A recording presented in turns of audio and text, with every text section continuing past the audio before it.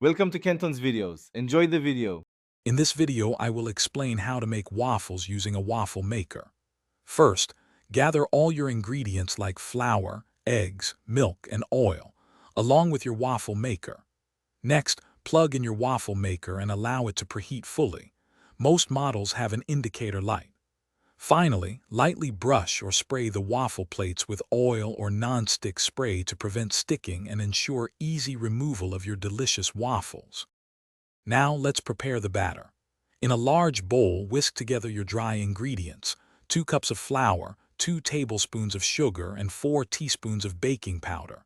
In a separate bowl, combine the wet ingredients: 2 large eggs, 1 3/4 cups of milk, and 1/2 cup of melted butter or oil.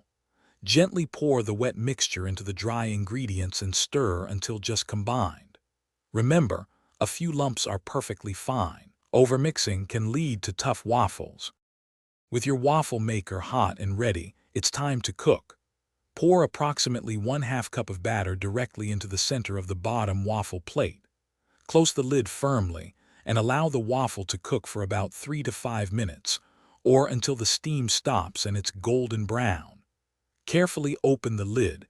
Use a fork or tongs to gently lift out your perfectly cooked waffle and serve it warm with your favorite toppings.